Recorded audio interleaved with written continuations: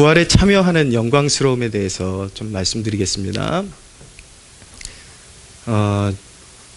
주님의 부활이 의미하는 것이 무엇이냐면, 이게 좀 신앙생활을 오래 안 하신 분들은 무슨 말인지 조금 이해하기 힘들 수도 있습니다. 근데 주님이 죽음을 이기시고 부활하셨다라는 그 뜻은 무엇이냐면, 주님이 죄가 없으시고 완전히 의로우시다라는 뜻을 가지고 있는 것입니다.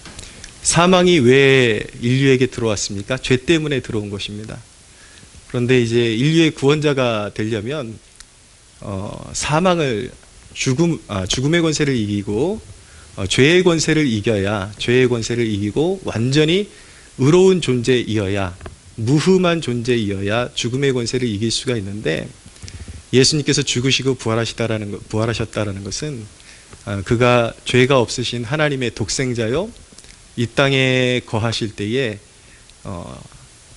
하나님 아버지 앞에서 정말 죄가 없이 완전하게 순종하셔서 율법의 모든 의를 이루셨다라는 것을 증거하고 있는 것입니다.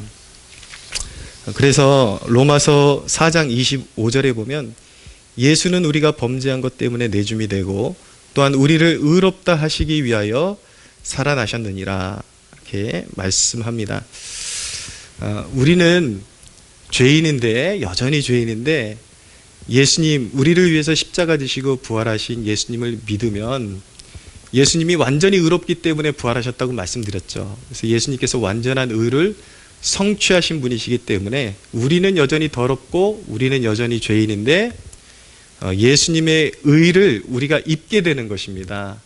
그래서 예수님의 의로우심을 우리가 완전해져서, 우리가 자격이 있어서 구원에 참여하게 되는 것이 아니라, 우리는 여전히 죄인이고 구원받기에 합당하지 않은 조건을 가지고 있는데, 예수님께서 나를 대신해서 십자가 지시고 부활하셔서 그분의 완전한 의로움을 증명하셨기 때문에, 예수님을 믿는 자는 그분의 의로움을 입어서 이제 그분의 부활하심에 참여하게 되는 것입니다. 예수님께서 이제 부활의 첫 열매가 되신 거예요.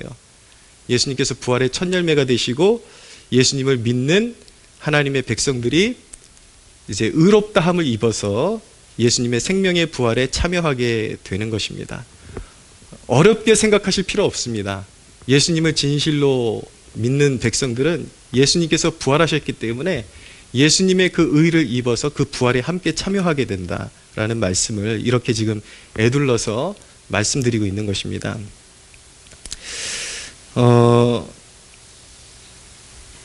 예수님을 믿어서 참여한 부활을 다른 말로 뭐라 그러냐면 생명의 부활이라고 말합니다. 생명의 부활. 왜 그렇게 표현을 하냐면, 죄인들의 부활도 있기 때문인 것입니다. 예수 믿지 않는 자들의 부활. 모든 사람은 끝날에 부활에 참여하게 되어 있습니다.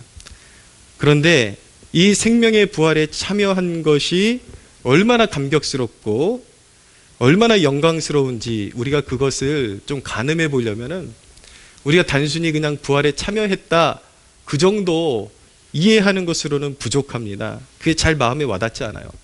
그 부활에, 생명의 부활에 참여한다라는 그 사실의 영광스러움은 마지막 심판의 광경을 의식하고 그것을 묵상해보고 깨달을 때 비로소 제대로 알게 되는 것입니다. 그래서 오늘 요한계시록의 대목을 읽은 이유가 바로 그것입니다. 모든 죄인들이 이제 부활하게 되고, 이 땅에 살았던 죽었던 모든 사람들이 이제 육체를 입고 부활하게 될 텐데, 믿는 자의 부활과 죄인들의, 악인들의 부활이 있습니다. 그런데 그 예수 그리스도 하나님의 심판의 보좌 앞에 죽은 자들이 부활하여 서게 될 것입니다. 그 대목이 오늘 이제 요 한 5구절 정도를 쭉 읽었는데, 요거를 함축해서 제가 말씀드리는 거예요. 듣기 어렵지 않게. 그래서 죽은 자들이 부활하여 서게 될 것인데, 생명책에 기록되지 못한 죄인들은 불못, 우리가 늘 말하는 지옥이라는 곳에, 영원히 꺼지지 않는 불못에 던져지게 될 것입니다. 그래서 사망과 음부도 불못에 던져지리라 라고 말씀하고 있는데, 이 세상을 주관하던 사망의 세력들, 마귀와 거짓 선지자들과 이 사망이라는 세력이 이제 의인화시킨 거죠. 이제 불못에 완전히 던져져 가지고 그것이 이제 그 구원받은 백성들에게는 전혀 영향력을 끼치지 못하게 되고, 이제 그 악한 자들과 마귀와 그리고 믿지 않던 자들이 떨어져 버린 그 지옥이 영원토록 이제 보존되면서, 그 지옥불에 떨어진 영혼들은 영원토록 나오지 못하고, 지옥엔 한 번 들어가면 다시는 회개하는 역사가 없습니다. 그것을 영원토록 살아야 되는데, 그 영원한 지옥의 고통을 감내해야 하는 것입니다. 그런데 그런 모든 악인들이 심판을 받고 마귀와 저주의 세력과 사망이 그런 영원한 지옥의 불에 떨어지게 되는데, 주님을 믿어 의롭다함을 받은 자들, 예수님을 진정으로 믿고 충성되게 주님을 따랐던 백성들은, 그 사람들이 바로 이제 생명책에 기록된 사람들인데, 그들은 그 불못의 심판으로부터 구원을 받게 되는 것입니다. 여러분, 이게 얼마나 대단한 영광인지 한번 그 지옥의 고통을 한번 깊이 묵상해 보면은 어느 정도는 그래도 가늠해 볼 수 있을 것이라고 생각이 됩니다. 여러분, 노아를 보십시오. 하나님께서 이제 물로써, 홍수로서 심판을 하신다 그러니까 노아에게 방주를 지을 것을 명령을 하셨죠. 그런데 사람들에게 미친 소리 들어가면서 노아는 하나님께서 말씀하셨으니까 그대로 이루실 것이라는 그 믿음을 가지고 노아는 끊임없이 순종하여 방주를 지었던 것입니다.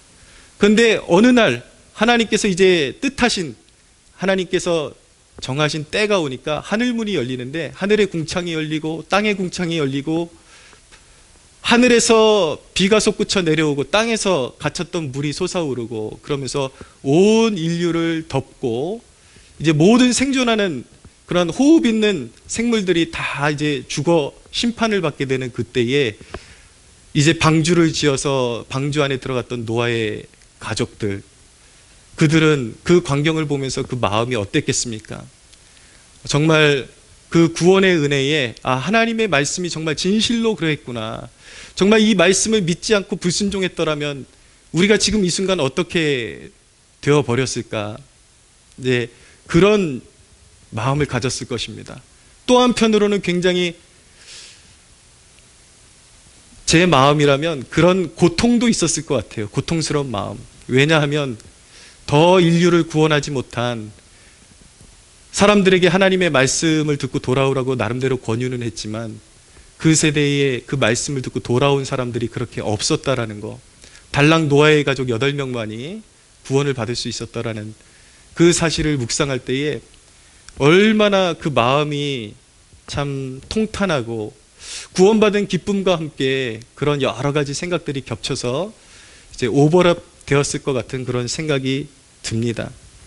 그런데 여러분, 사람들이 미쳤다고 할 때에 하나님의 말씀에 믿고 순종했을 때에 그 구원이 실제적으로 이루어지는 그 광경을 보면서 얼마나 감격하고, 정말 그 구원의 은혜에, 그 구원의 은혜 때문에 얼마나 감격을 했겠습니까?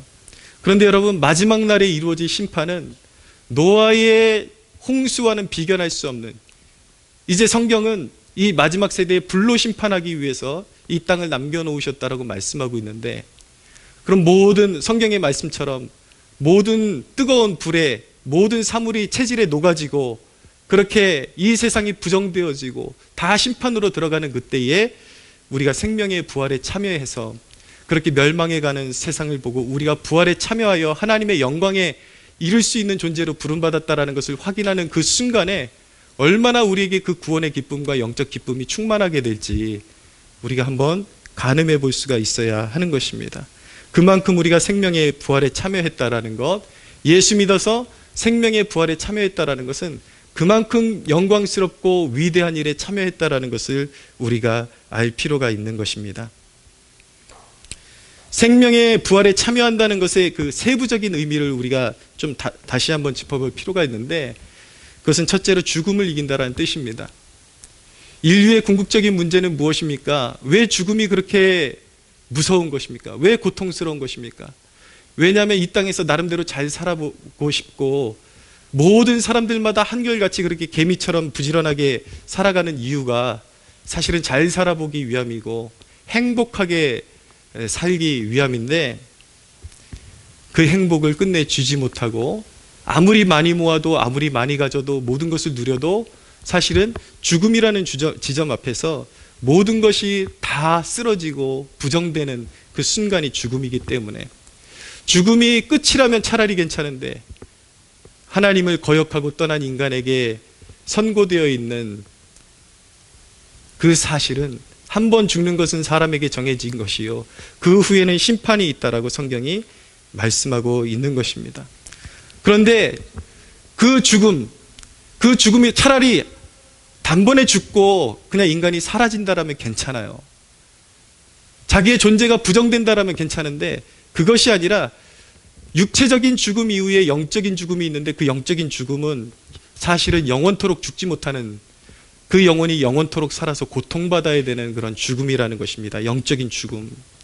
그런데 우리가 생명의 부활에 참여한다라는 것은 그 인류의 궁극적인 문제, 인류의 모든 행복을 송두리째 빼앗아가고 모든 존재를 빼앗아갔던 그 죽음의 존재를 이긴다라는 뜻이기 때문에 생명의 부활에 참여하는 것은 은혜요, 큰 권능이요, 영적인 기쁨이라는 사실을 우리는 알아야 하는 것입니다.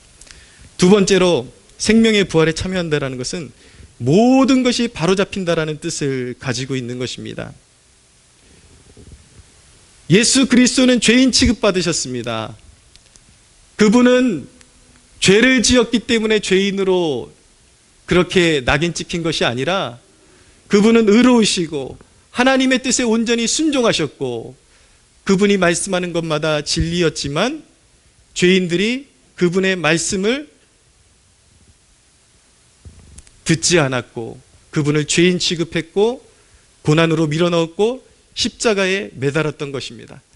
그래서 마치 죄인들이 의로운 것 같고 의로우신 주님이 죄인이 된 것 같은 그러한 그림이 이 땅 가운데서 펼쳐졌지만, 예수님께서 부활하심으로 말미암아 인류의 심판장이 되셨습니다. 그 부활로 말미암아 예수님께서 억울한 죽음으로 끝나신 것이 아니라 그 부활하심으로 말미암아 예수 그리스도께서 심판의 권세를 가지시고 만물을 하나님의 의로우심으로 심판하시는 온전한 그 권세의 자리에 앉게 되신 것입니다. 부활의 때는 이와 같이 예수님께서 부활하셔서 모든 그릇되고 악한 것들을 바로잡으신 것처럼, 우리가 부활할 때에도 우리가 이 세상에서 겪었던 모든 불의와 모든 오해와 그리고 핍박받음과 이 모든 것들이 바로잡히는 그 때가 되는 것입니다.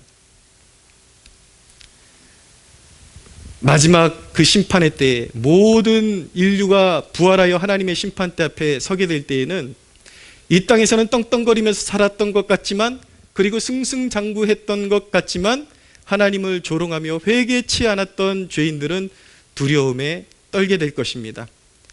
뿐만 아니라 오늘날 신앙인들에게도 영적인 경각심을 가져야 하는 것은 무엇이냐면, 거짓 그리스도인들도 주님의 마지막 심판대 앞에서 드러나게 될 것입니다. 오늘날 많은 교회의 자리를 차지하고 있지만 정말 거듭나지 못하고 진실되게 주님 앞에 자신의 삶을 드리지 못했던 명목상의 그리스도인들도 이 마지막 부활하여 예수 그리스도의 심판대 앞에 서는 그날에 그 거짓된 신앙이 드러나고 예수님께서는 말씀하실 것입니다. 아무리 애원하고 주님께서 나를 아시지 않습니까? 라고 애원을 해도 불법을 행하는 자들아 나는 너희를 도무지 모르니 나를 떠나가라 라고 말씀하실 것입니다. 그러나 참되게 신앙을 지키고 주님을 추구했던 모든 백성들, 이 땅에서는 내가 주님을 추구했는데도 불구하고 받아야 했던 모든 오해와 그리고 낭망, 이 모든 것들이 바로잡히는 그날이 바로 부활의 날이 될 것이기 때문에 우리 그리스도인들은 낭망할지라도 오늘 하루를 참고 주님을 믿는, 모든 것을 바로잡아 주실 주님을 신뢰함으로, 하나님을 신뢰함으로 오늘 하루의 삶을 걸어야 할 줄로 믿으시기를 바랍니다.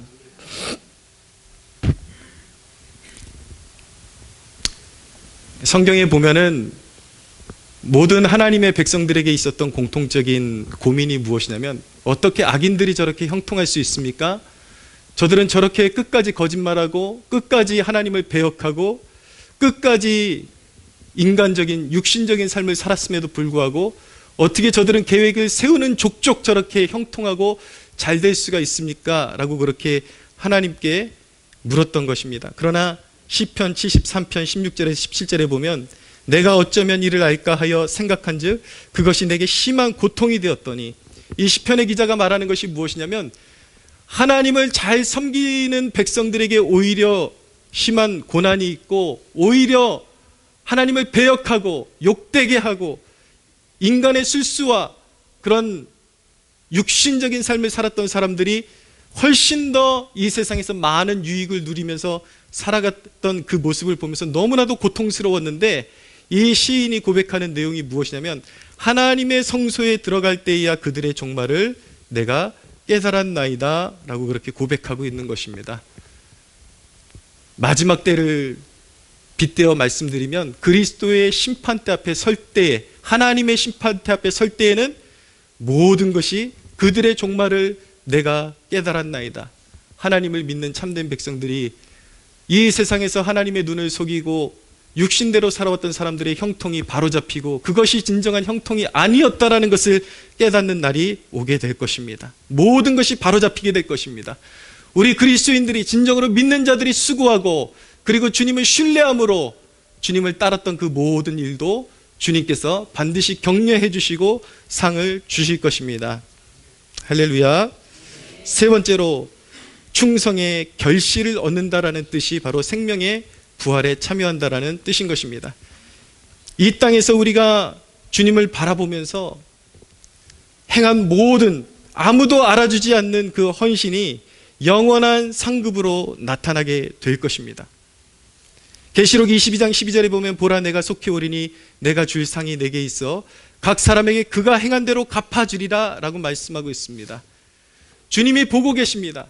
아무리 누군가가 알아주지 않고 너무나도 누군가가 칭찬해주지 않고 알아주지 않는 보잘것없는 일이라 할지라도 그것을 주님을 믿는 믿음으로 감당했던 그 중심을 주님께서 보시고 하나도 놓치지 아니하시고 주님께서 기록해 놓으사 하나님의 백성들에게, 주님을 신뢰하는 백성들에게 갚아주신다라는 것을 믿으시기를 바랍니다. 당장에 손에 얻어지는 것 없어도, 누가 칭찬해 주는 사람이 없어도 앞만 보고 걸어가십시오. 상 주시는 주님을 바라보고 걸어가십시오. 반드시 주님께서 여러분들에게, 여러분들이 주님을 의식하고 주님의 기쁨이 되기 위하여 주님 앞에 드린 모든 헌신의 열매들을 갚아주실 줄로 믿으시기를 바랍니다. 여러분, 우리가 이 시점에서 기회가 있을 때에 너무나도 심각하게 한번 고려해 봐야 되는 것은 무엇이냐면, 생명의 부활에 참여하지 못하는 자들은 불못이 어떤 곳인지, 그 고통이 얼마나 두려울지를 묵상해 보아야 하는 것입니다. 지옥 게헨나라는 이 지옥은요, 구약 성경의 게힌나라는 단어에서 온 것인데, 예루살렘 밖에 예루살렘의 그 쓰레기들을 태우던 그 지역을 게힌나라고 하는 것입니다. 그리고 이방 종교를 믿는 자들이 자기 아들을 불태우고, 그래서 거기에 사람이 불태워 죽어지고, 그렇게 그곳은 쓰레기 더미를 태우느라고 불이 꺼지지 않는 지역을 말할 때 게힌나라고 하는데, 지옥이라는 단어는 게힌나에서 온 것입니다. 게헨나. 그 특징을 정확하게 묘사하고 있는 거예요. 지옥은 어떤 곳인가? 쓰레기 더미를 태우지만 영원히 꺼지지 않는 그 불더미처럼 모든 죄인들이 빠져들어가고 회개치 않은 죄인들이 빠져들어가지만 죽을래야 죽을 수도 없고 꺼지지 않는 불이요, 영원한 고통이요, 그것은 구더기도 죽지 못하는 곳이요, 영원한 고통이요. 그때는 내가 왜 믿지 않았던가, 내가 왜 신실하게 하나님을 따르지 않았던가, 주님을 따르지 않았던가 라고 후회해도 그때에는 회개할 수 없고 다시는 그 밖으로 빠져나올 수 없는 곳이 바로 불못이요, 지옥인 것입니다. 죽을래야 죽을 수도 없습니다. 차라리 죽어버리면 괜찮은데 영원토록 고통을 받아야 하는 것이 바로 지옥인 것입니다. 성경이 말씀하는 불못인 것입니다. 여러분, 사람들은 악인들이 형통한다고 불평합니다. 그러나 여러분, 우리 주위에 악인들이 아무리 권모술수를 행하고 형통한다 할지라도 그것은 불평한 일이 아니라 불쌍히 여겨야 할 일인 것입니다. 왜냐하면 그들은 하나님 앞에서 악을 범함에도 불구하고 형통함으로 말미암아 영원한 불못에 들어갈 채비를 하는 중이기 때문인 것입니다. 누구도 거부할 수 없는 증거를 스스로 머리 위에 쌓고 있는 중이기 때문에 우리가 보기에 저 사람들은, 저 세력들은 저렇게 죄를 짓고 저렇게 하나님 두려운 줄 모르고 저렇게 살아감에도 불구하고 권력을 지고 돈을 지고 쾌락을 즐김에도 불구하고 자식이 번창하고 모든 것이 잘 되고 어떻게 이럴 수 있단 말인가?